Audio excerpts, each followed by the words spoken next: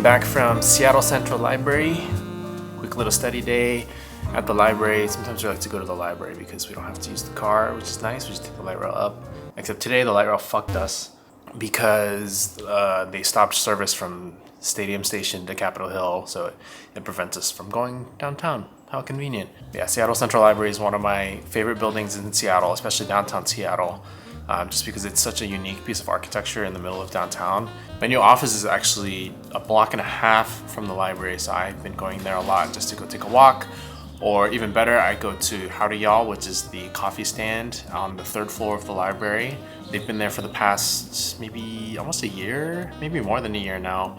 But I think they started doing pop-ups initially, and then that Seattle Library location ended up being their first permanent location, or semi-permanent at least. But their matcha is so good. Their Earl Grey matcha is probably my favorite drink in Seattle, period, outside of coffee.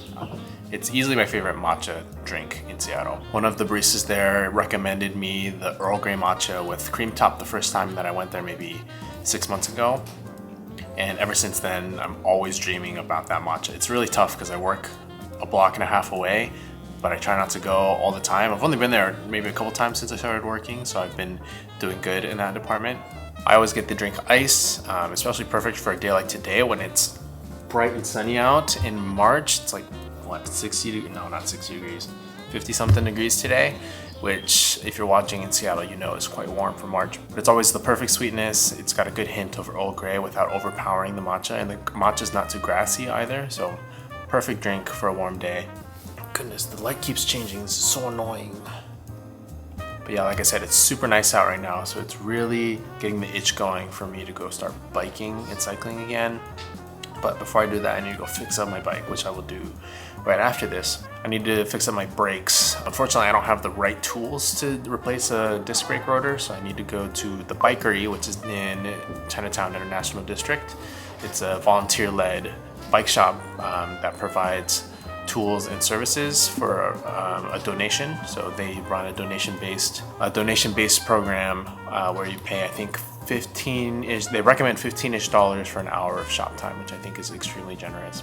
But I'm gonna go there in a second. But before I do that, I wanted to give one big update in our lives. One sec.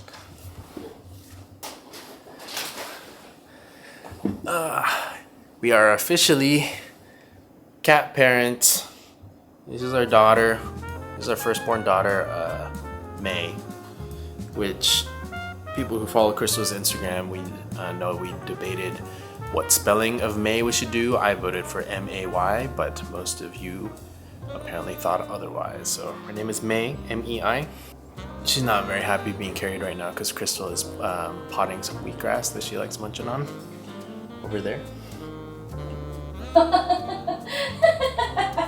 Eyes locked. I know.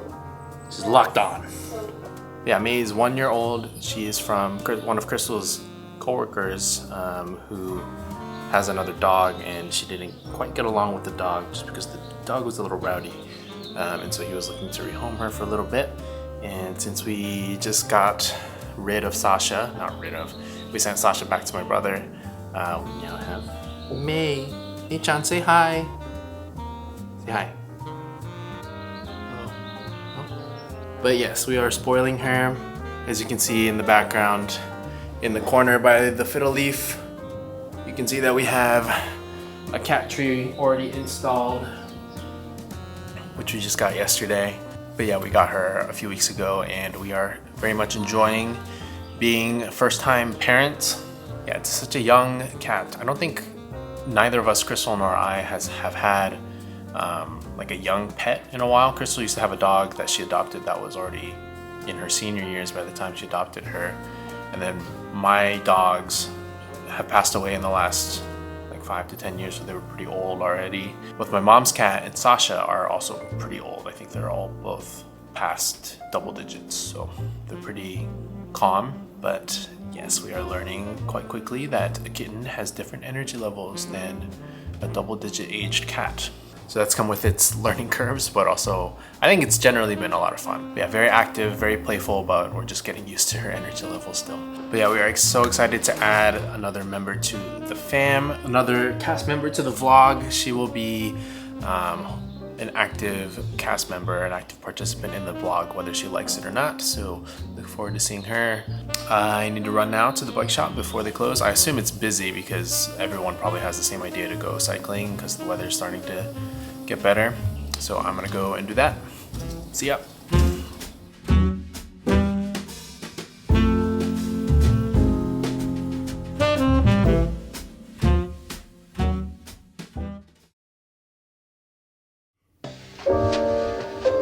Another week, another vlog done, or I guess in progress.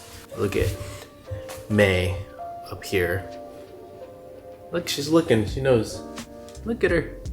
Anyways, I had big plans for this week's vlog. Just not like huge plans, it's not like anything huge happened, but I wanted to get out of my comfort zone and do some like talking videos like in the moment while things are happening. Because I think every time I've talked in all of my vlogs, it's been in the apartment, which is really nothing wrong with that, but I think people are pretty bored of me talking in the apartment. Or maybe people are just bored of me talking, period. I don't know. If you're watching, then you're probably not yet bored of me talking, so thanks, I suppose. At the beginning of the week, or I guess since the last vlog, I had plans to go to dinner with my friend Ephraim from school that we had made, I think 2 or 3 months prior, just because we've just been busy. And we had scheduled something out for far in advance to go get dinner and whatever. And when we were planning, Ephraim had suggested that I come along with him to go somewhere in the afternoon before dinner, which was go to a trampoline class to learn how to backflip. He said that that was one of his bucket list items to learn how to do a flat-footed backflip. And obviously you can't just go straight to flat-footed backflipping. So he was going to start at a trampoline class. And so that's what we did. And I brought my camera with me. I brought this one and then also my DJI Nano, which is like an action camera as well. And I took some footage and did like the talking bits there as well. Went out of my comfort zone a little bit and did that in public, which is... But yeah, I did the talking bits in public, which I'm not gonna go so far as to say it was like terrifying or anything, but it is not a comfortable experience. And I think we did like a 5 to 10 minute talking portion before the class. And I also took video throughout the whole thing, but that talking portion in the beginning in particular, for some reason ended up in, I think 120 FPS slow-mo with no audio. So the video is literally us talking, but it is in complete slow-mo. There's literally nothing happening with no audio. And it was so frustrating to look back at because I actually had it planned out and to do it in the moment, right? And that's the whole point of it, and to document things like while it's happening. And that's not to say that I don't like this format where I talk at home and put clips over it. I don't think it's a bad thing, but I just want to get out of my comfort zone a little bit and do that a little bit more. Because I think if I do the talking while it's happening, it captures the energy a little bit more, the ambiance a little bit more, and I'm able to talk about how I'm feeling right then and there rather than trying to think about it later on when I'm at the house, you know? So working on that. Aside from that though, we were able to learn how to backflip. I think me less successfully than him and the other students in the class. I was able to send one, but I couldn't stick it, which is really frustrating because I really wanted to be able to stick it. But Ephraim was able to fully send it and fully stick it. Like his ended up looking way better than mine in the end. So I think that was a big win for him, big win for us. I avoided major injury. I literally landed straight onto my head at some point. And I honestly didn't realize it in the moment, but looking back at the footage, I do a rotation and I squarely land on my neck and my head. So I don't want to call it a miracle, but I think it's kind of a little bit miraculous that I came out relatively uninjured. But yeah, just in general, working on getting a little bit more immersive content. I think it's more interesting to watch for any of you watching, but also to document all the things that I do a little bit better. You know, I think it's so much better to have things be recorded and my thoughts be recorded in real time rather than looking back at it. 'Cause I'm getting better at talking to a camera. I mean, it's not perfect. This is still extremely uncomfortable for me, even at home. And so obviously it's going to be uncomfortable if I do it in public, but hopefully y'all see an improvement on that in future vlogs. Let me know if you think it's horrible or if you don't see any improvement. Roast me in the comments below. But yeah, that's it for this week's vlog. Thanks for watching. I always appreciate when people watch and reach out or comment on the YouTube. I think a secondary effect that I really appreciate about this vlog is that I'm able to share my life, and it's my way of like letting people know what's going on.